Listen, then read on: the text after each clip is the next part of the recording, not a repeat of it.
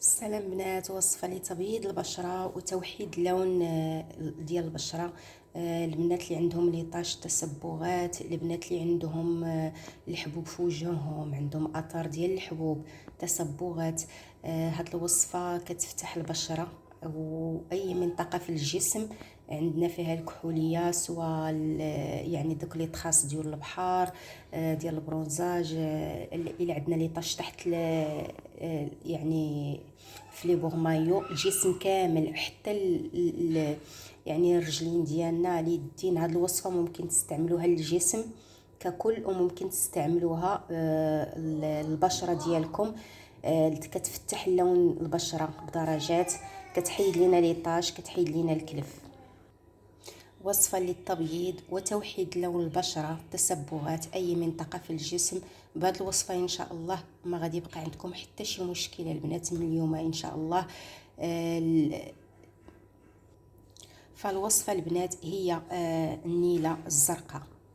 النيلة الزرقاء غنية عن التعريف البنات، ومعروفة النيلة الزرقاء الصحراوية كيديروها في وصفاتهم العناية بالبشرة. ما شاء الله الصحراويات الجسم ديالهم تبارك الله والبشرة ديالتهم زوينة، فأغلب الوصفات ديالهم ويعني والخلطات ديالهم بالنسبة للجسم، وحتى التبريمات ديالهم المكون الاساسي تيكون فيهم هو النيله الصحراويه، النيله الزرقاء. النيله الصحراويه النتيجه ديالها زوينه وكتبان بسرعه، اللي هي النيله الزرقاء. ردوا البال البنات، غادي نوريكم في لا فيديو باش تاخذوا النيله الفري يعني الاصليه. كتاخذوها حجره، يعني انا خديت هذه تقريبا دابا راه مده سنه وهي عندي اصليه، فكتلقاوها في الداخل على هذا الشكل.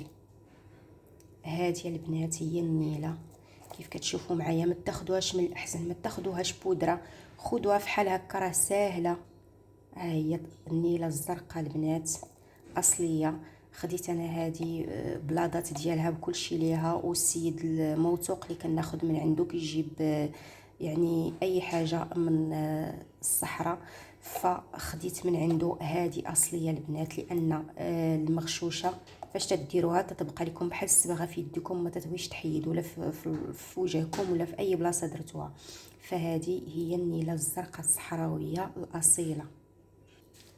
صافي كتجيبوها صافي تتكون هكا حجره، وتتهرسوها في يعني تدكوها في المهراز، ولا تتهرسوها غير هكا باش ما تبقاش قاصحه. وانا كنديرها كنطحنها. فها هي البنات من بعد كتولي بودره دغيا، تطحنوها تتولي بودره. احتفظوا بها في قريعه، راه كتدي لكم واحد المده طويله، كتستعملوا منها غير واحد المقدار اللي هو قليل، 4 معالق الا بغينا نديرو ماسك البشره ديالتنا، ومعلقه الا كنا بغينا نديرو واحد التبريمه للجسم كامل. ودابا البنات غادي نشارك معكم الماسك للبشره. ممكن ديروا اليدين ديالكم، العنق ديالكم ضروري ماشي تنصفيوه البشره ديال الوجه ديالنا، تنديروا حتى العنق اليدين. فهاد الماسك يصلح حتى للجسم كامل. فمن طبيعه الحال النيله البنات ما كدارش غير بوحديتها للوجه، لان داك ليفي ديالها مجهد لينا على البشره ديالتنا، فتنكسروا يعني تنكسروا داك الجهد ديالها. يعني ضروري كتدخل معها مكونات اخرى عاد كنديروها للبشره ديالتنا. فما كنديروهاش غير بوحديتها باش تكونوا عارفين، لانها مجهده على البشره. ممكن تعملوها مع اي ماسك. فمن احسن الماسكات اللي جربتها البنات هو الشوفان. كتاخذوه بودره، يعني الشوفان اللي هو الخرطال، كطحنوه كتنيلوه يعني كتغربلوه، وتتاخذوا المقدار اللي غادي يعني غادي يقدكم. فانا هنا خديت ملعقه ديال الشوفان اللي هو الخردال، الخرطال كيف قلت لكم عفوا. والبنات كتاخذوا ياغورت طبيعي، فانا خديت معلقه ديال الياغورت طبيعي. ممكن البنات اللي عندهم حساسيه من الياغورت ياخذوا الماء ورد. وتتاخذوا ربع معلقه، وكتاخذوا ربع معلقه ديال النيله، وتتخلطوا مزيان. فهنا البنات خلطت هذاك الياغورت مع الشوفان مع 4 معالق ديال النيله. كيف كتشوفوا الخليط ها هو خلطتهم مزيان.